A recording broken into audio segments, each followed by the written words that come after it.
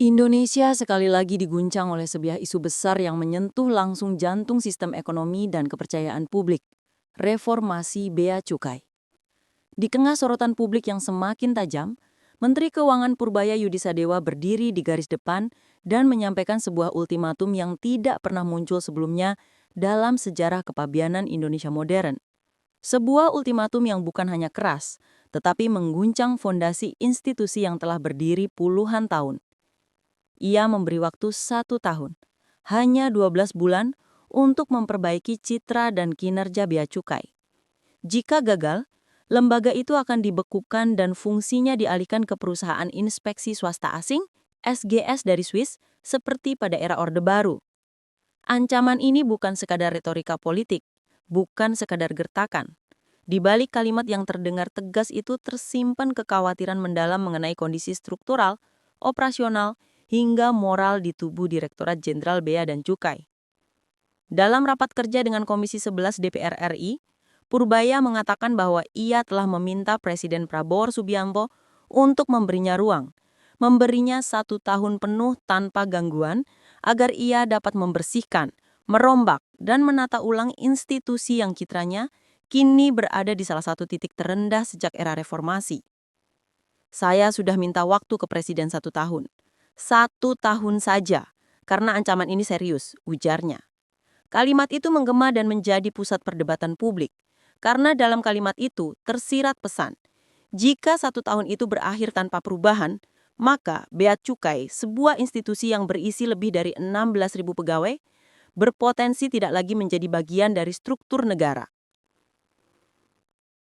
Ancaman ini memicu diskusi panas, bukan hanya di ruang-ruang pemerintahan, tetapi juga di ruang publik, media sosial, kantor pelaku usaha, hingga meja-meja diskusi para analis ekonomi. Apakah benar reformasi total bisa dilakukan dalam 1 tahun? Apakah ancaman pembekuan itu realistis? Atau justru sinyal betapa parahnya kondisi di dalam tubuh Bea Cukai saat ini? Dalam sebuah diskusi mendalam bersama Komisi 11 DPR RI dan para analis ekonomi, gambaran mengenai kondisi ini semakin memperjelas apa yang sesungguhnya sedang dihadapi pemerintah.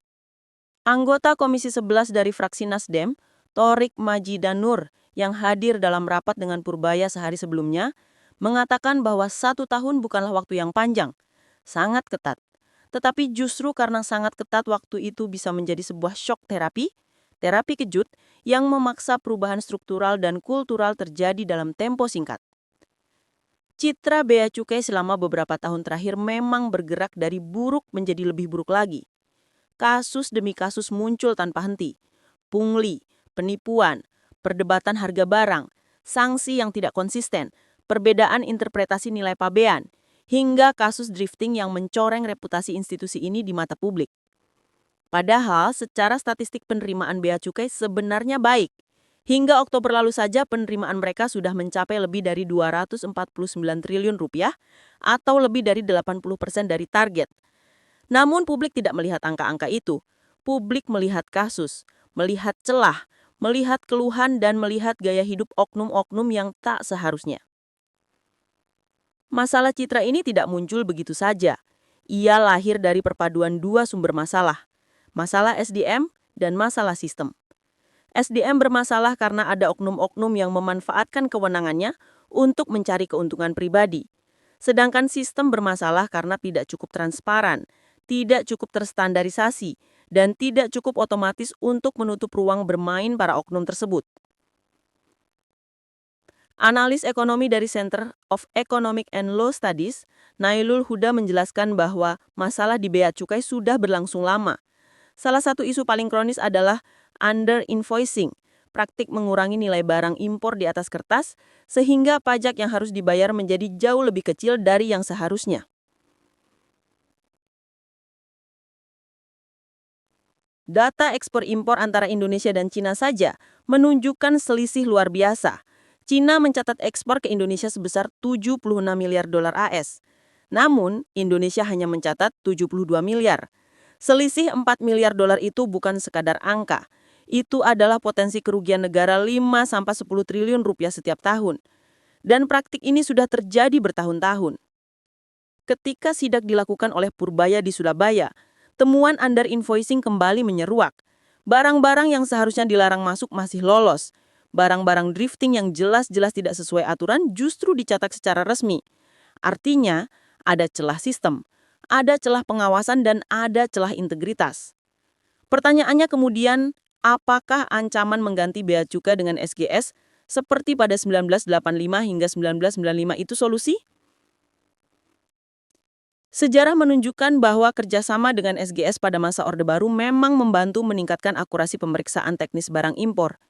SGS bertugas melakukan pre-shipment inspection, pemeriksaan barang sebelum dikirim ke Indonesia. Namun, kerjasama itu hanya bertahan 10 tahun. Pada 1995, fungsi kepabeanan kembali ke Direktorat Jenderal Bea Cukai. Artinya, mekanisme itu bukan solusi jangka panjang. Tapi bagi Huda, SGS tetap bisa menjadi alat kejutan, shock terapi, jika digunakan dengan skema yang tepat. Bukan mengganti semua fungsi bea cukai, tetapi mengambil alih sebagian fungsi teknis yang selama ini menjadi titik rawan. Sementara regulasi tetap dipegang negara. Kombinasi hybrid seperti itu bisa menekan celah korupsi teknis tanpa menghilangkan kedaulatan negara sepenuhnya. Namun DPR memiliki perspektif berbeda. Thorik Majidanur mengingatkan bahwa bea cukai bukan sekadar lembaga logistik. Mereka adalah garda terdepan negara dalam menghadapi ancaman narkotika, penyelundupan senjata, dan barang berbahaya lainnya.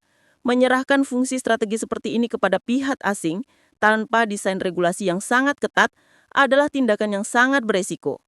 Kenaikan biaya logistik, sengketa dengan pelaku usaha, hingga hilangnya kontrol langsung negara adalah sebagian kecil dari resiko yang mungkin muncul. Dan yang tidak kalah penting, 16.000 pegawai bea cukai berarti 16.000 keluarga. Jika bea cukai dibekukan, bagaimana nasib mereka? Apakah mereka akan diberhentikan, dipindahkan, atau disaring satu persatu untuk menilai integritas mereka? Bagi Thorik, pegawai yang bersih harus dilindungi.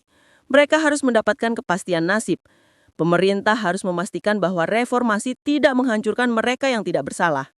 Sementara pegawai yang terbukti melakukan pelanggaran harus diproses hukum, bukan sekadar dipindahkan atau dirotasi, karena publik sudah terlalu sering melihat kasus berpindah tempat tanpa menyentuh akar masalah. Reformasi bea cukai bukan hanya soal penerimaan negara. Lebih dari itu, ini adalah soal kepercayaan publik, tentang legitimasi, tentang menciptakan sistem fiskal yang bersih, transparan, dan adil. Rakyat tidak mempermasalahkan angka-angka, tetapi mempermasalahkan cara angka itu diperoleh. Ketika pungli masih terjadi, ketika penetapan nilai barang tidak konsisten, ketika sanksi lebih tinggi dari nilai barang yang diimpor, ketika gaya hidup oknum memperjelas adanya penyimpangan, maka kredibilitas negara ikut dipertaruhkan. Salah satu upaya yang sedang dilakukan Purbaya adalah penerapan teknologi berbasis kecerdasan buatan. AI diharapkan dapat membantu mendeteksi secara otomatis indikasi under-invoicing dan pelanggaran lainnya. Dengan AI, data impor dapat dibandingkan dengan data negara asal secara real-time. Sistem pembacaan nilai barang bisa distandarisasi dan diverifikasi otomatis. Dan celah negosiasi antara petugas dan pelaku usaha bisa dipangkas. Namun AI hanyalah alat. Jika SDM tetap bermasalah, jika budaya kerja tidak berubah, jika transparansi tidak terbangun, maka AI hanya akan menjadi ornamen. Tantangan terbesar reformasi bea cukai bukanlah teknologi, melainkan kejujuran, integritas, dan keberanian politik untuk menghukum oknum tanpa pandang bulu. Purbaya mengatakan bahwa pegawai bea cukai kini sudah memahami ancaman yang mereka hadapi. Mereka sadar bahwa pekerjaan mereka sedang diawasi dan nasib mereka sedang dipertaruhkan. Dan karena itu menurutnya mereka mulai bekerja lebih baik. Namun apakah perubahan itu nyata atau sekadar respon sementara terhadap ancaman? Itulah yang akan diuji dalam 3 bulan, 6 bulan, hingga 1 tahun ke depan. Jika tidak ada perubahan signifikan, jika laporan pungli tidak turun, jika indeks kepuasan masyarakat tidak membaik, jika under-invoicing tetap terjadi, maka ancaman pembekuan itu bisa berubah menjadi keputusan. Namun keputusan itu bukan hanya langkah teknis, itu adalah keputusan politik, ekonomi, dan sosial yang dampaknya panjang. Untuk membekukan bea cukai dan mengganti dengan SGS, pemerintah harus merevisi Undang-Undang Kepabeanan. DPR harus menggelar pembahasan resmi. Transisi kelembagaan harus disiapkan. Sistem baru harus dibangun. Ribuan pegawai harus dipetakan ulang. Industri nasional harus dijaga agar tidak terdampak. Logistik perdagangan internasional harus dijaga agar tidak terganggu. Dan sistem keamanan perbatasan harus dipastikan tidak melemah. Karena bea cukai adalah benteng terdepan negara, dan membongkar sebuah benteng bukan hal yang sederhana. Namun di balik semua resiko itu, ancaman pembekuan tetap menjadi instrumen penting untuk memaksa perubahan. Tanpa tekanan, reformasi tidak akan pernah bergerak. Tanpa ancaman, sistem lama akan tetap nyaman. Tanpa batas waktu, celah akan tetap dibiarkan terbuka. Reformasi bea cukai adalah tentang keberanian negara untuk menegakkan kedaulatan fiskal, tentang keberanian membersihkan institusi yang menjadi urat nadi penerimaan negara, tentang keberanian memutus mata rantai praktik-praktik yang telah merugikan rakyat selama puluhan tahun. Pertanyaannya sekarang, apakah negara benar-benar siap melakukan reformasi total? Apakah 1 tahun cukup?